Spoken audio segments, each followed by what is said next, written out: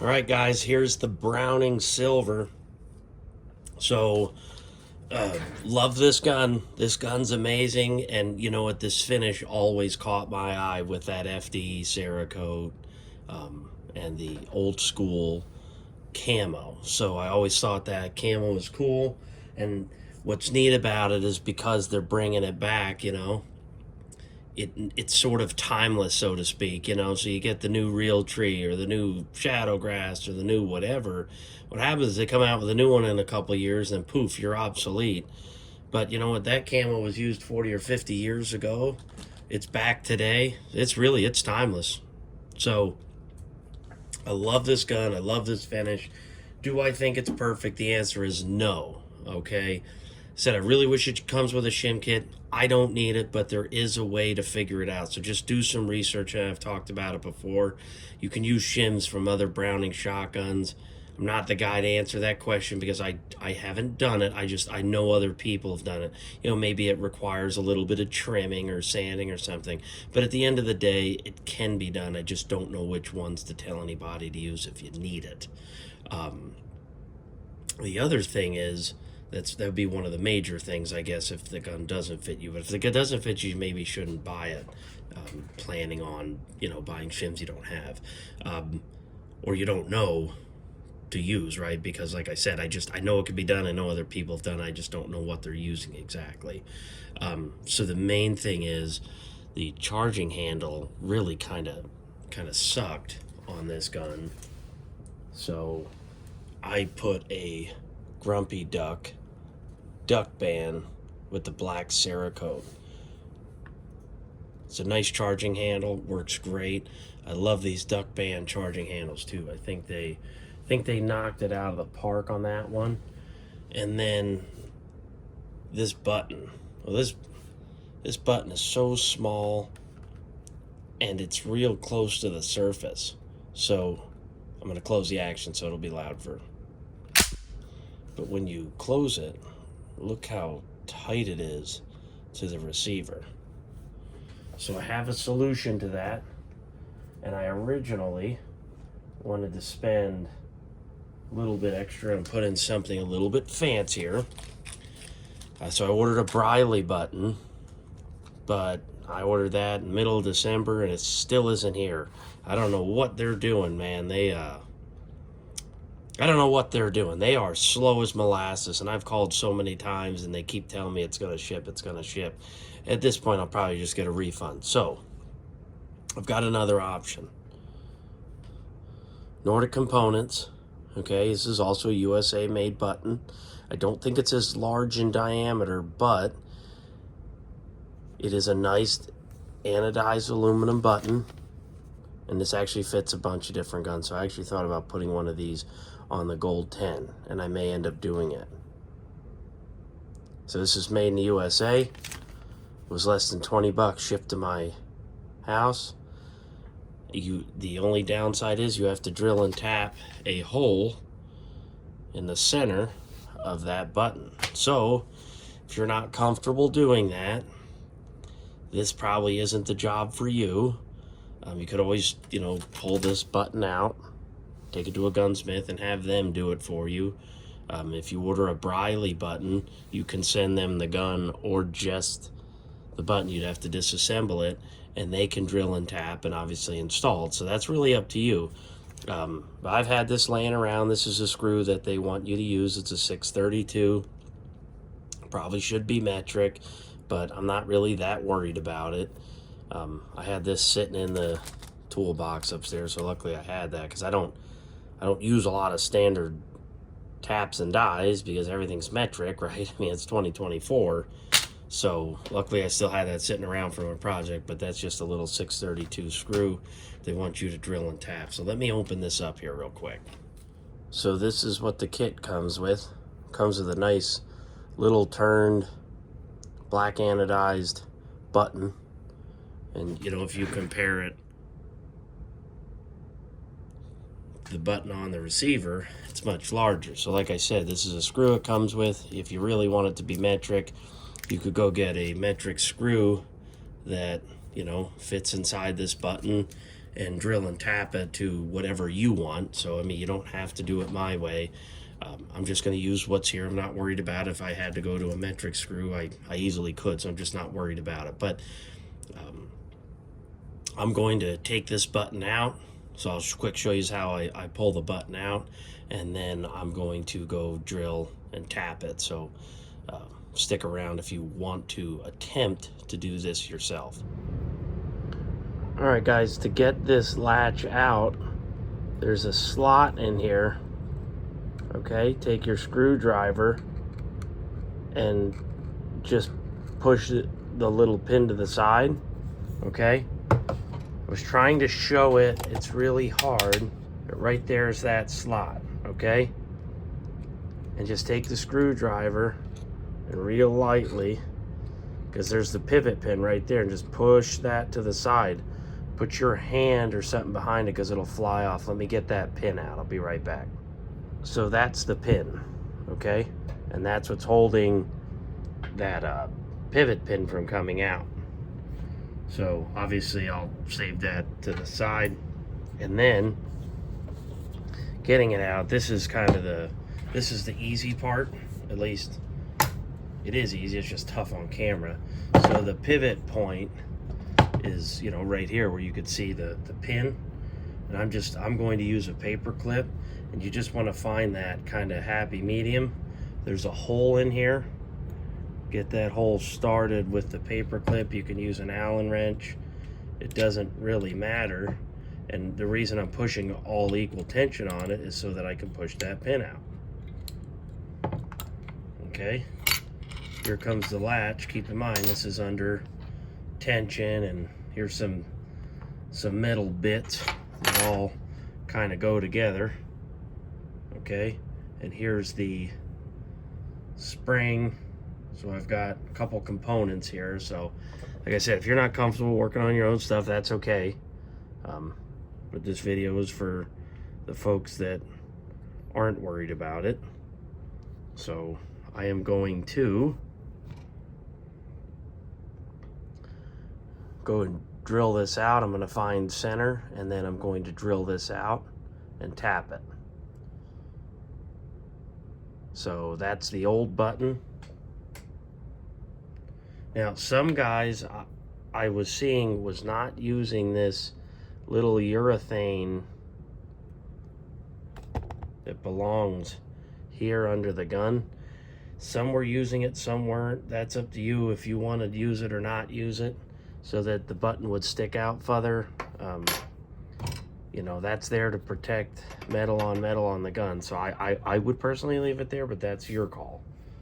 And I'm going to drill and tap with this. So let me see what size drill this is, just in case you have the tap but you don't have the tap and drill kit.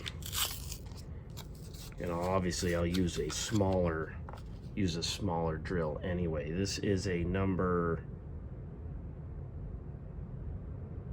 oh geez, doesn't even have anything on it. Let me see.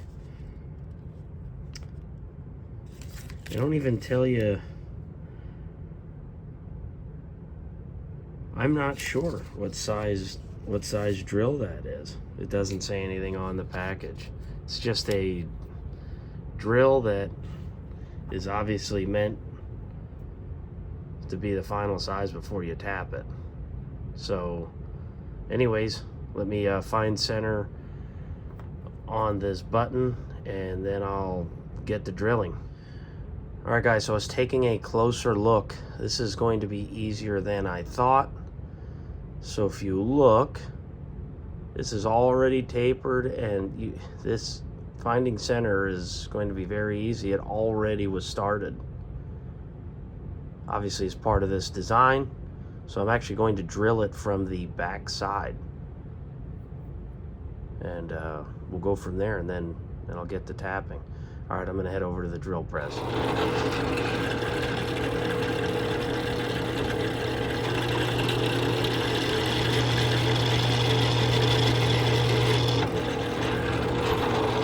So that's the pilot hole. Went through real easy, and you could see that's That's about as dead center as you're going to get it. Let me clean some of that oil off. That's really centered. Pretty easy. All right, let's go to the drill that came with the tap.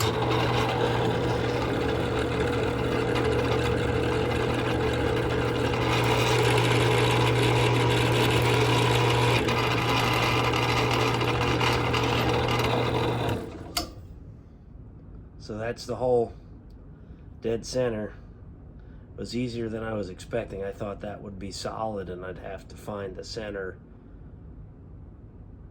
on the outside of the button, but it's pretty easy. All right, let's head over to the bench. We'll tap it. So we're gonna tap this hole. I can't find my really tiny tap. So gonna do it the wrong way. So this type of tap, if you've never seen these before, they basically have like a pilot stem on them to get them started. So, and you just, if you've never tapped the hole, it isn't hard, okay? You're going to feel, you know, it's gonna feel like you're cross threading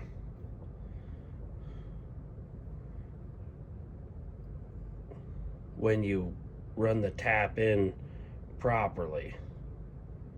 So what you do is, as you're putting the tap in the hole with oil, you just, you know, you back out, clear the chips, put some more, you know, oil in the hole, put a little bit more oil in the tap. You know, usually I just run this through normally, but because it's such a small tap, and I can really only get this, you know, correct one time, I can't keep doing it over. So, and you'll feel tension when you're running it through. It's a pretty shallow hole, so it's not a real big deal. Camera's having a hard time focusing. I can feel it. I'm almost through. I'm basically through right now. And once you get it all the way through, it'll feel like you just have a regular screw in there or whatever. You know, nothing fancy. So let me take this out and I'll clear the chips here. So you'll get, if you've never tapped a hole or anything, you'll get little, you know, bits of metal. It's a really shallow hole, so it's not a real big deal. So you can see that hole in there, and you can see the threads that were cut. So that's, you can see the threads now in that hole. And here's the screw from the oversized button kit. So you can see now I can thread that in. All right, let me clean all the oil and metal bits off of the part. All right, so that's the button installed. There's the old one. So obviously I can't install it in the gun this way. I just wanted to show you what the finished product looked like. So if you want this button out a little bit and you want to put a washer or something below to extend it off the receiver more, you can do that. Look, you've got a lot of threads, or you could have always bought a new screw. There's plenty of threads there. So let me take this off and we'll get back to reassembly. All right, so we're going to go back to the reassembly phase. So if you pulled yours apart to drill that hole just like I did, you're gonna have all these pieces, okay? This is a lot simpler than you think. I'll give you a couple tips and tricks to help installation. So that spring end, taper side up, okay? This end fits on that stub in there, okay? Put your urethane washer back on. Like I said, some of you guys may not want it. I suggest you do. If you want the button off further, just get a washer that fits in between your new button and the factory button. Okay, so this was that little retaining pin, the little clip that holds the pin on, and these work in that groove right there. Obviously this goes like that, right? That's what holds it in the gun. So we'll get into the assembly. Okay, this spring fits inside of that pocket, okay, and that's your cartridge latch. This, you could see those little shelves right there, right at my fingertips, okay, and they fit right in there. So to assemble this, there's a couple different ways to do it, because you could see there's a pocket right there that spring sits in, right? It's really hard for me to do this on camera, so hopefully I caught that. Now keep in mind, this is pivoting, so this is held in the gun obviously like that, right, and then retained with that little clip, which is going to be a bugger to put in. So you could get something, make like a slave pin. What I'm going to use is just this to hold this together.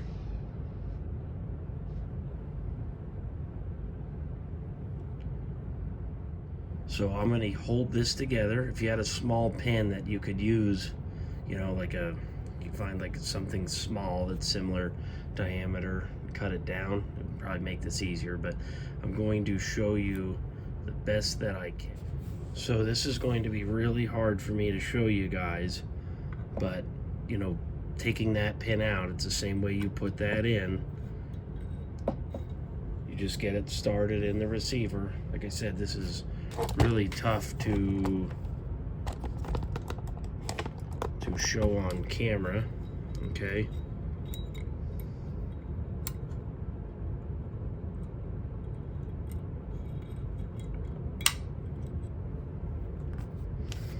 So I pull that out. I have pressure on that cartridge latch that we originally talked about, because you need to, or it won't stay in there. And you take your pin and you push it down, and you got to get that even pressure once again. Get that pin in there. So let me get that pin in off camera, and then I'll be back. All right, so I've got that pin. You could tell it sits just below flush in that hole, okay? So this hard part is going to be putting in this pin, okay? So you've got that slot. You're going to start in that slot and you're going to push it in. So there's no way I'll ever be able to show it on camera, but you're going to put the flat spot down on this pin, and then obviously you're just going to push it over that groove in that pin that we just got done putting in. So let me do that and I'll be right back. All right, so I've got that little pin in there. I actually ended up putting it in the flat blade screwdriver. I put it in the back end of the pin, pushed it in, and then used the end of this paper clip to drive it home. Pretty easy. So I'll quick put this button on. So I've got my Grace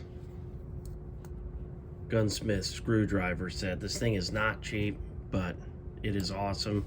These have the correct size flat blades in. You run into that. Everything is hollow ground. It's really nice. So I'm going to put just a little bit of Blue Loctite.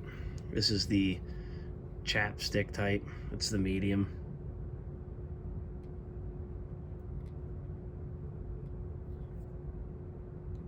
Alright, I'm going to work that in with my fingers, make sure I get enough on where it matters, because this sits pretty deep. Yeah, I don't know if anybody's ever seen it like that before. So let's put it in the button.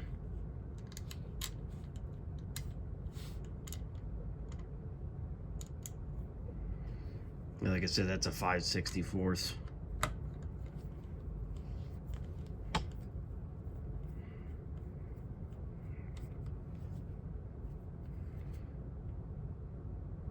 Don't go too nuts. Let that Loctite do the work, because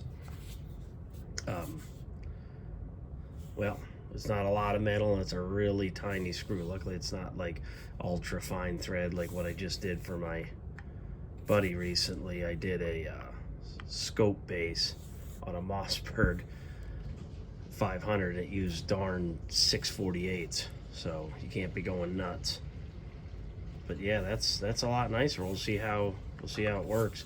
And some of you might notice too that blue anodized follower, that's actually a factory part from the lighting is just terrible today. It's a blue anodized follower, aluminum anodized follower out of an FN SLP. So this is almost the same gun as a Winchester SX3 and a FN SLP, and that thing is smooth as butter. I really like it. It's like 25 bucks. It's a factory FN part. Fits right in the gun, and it's smooth as butter. It's way better than the plastic one that was in there. Definitely worth 25 bucks. All right, guys, that's it. Installation is done. Clearance looks great. Looks awesome. That's definitely worth 20 bucks. Not even 20 bucks after tax and shipping. I think it was just shy, like $19.50, but got it off eBay. Just search Nordic components, and can't remember who the seller is, but they're I think it's Cut 'em Up or Cut 'em Waterfowl. So they're selling this, obviously, even though it's, you know, maybe meant partially for some of the tactical guys or whatever. A lot of people are putting these on their hunting guns. And that came out pretty nice. It's a lot easier to actuate. Looks great. Oversized controls. This gun's basically done. Just needs a stainless steel buffer assembly back here, and it's good to go. But yeah, that looks great. All right, if you guys want to see any more about this gun, or cleaning or disassembly or anything like that, just let me know.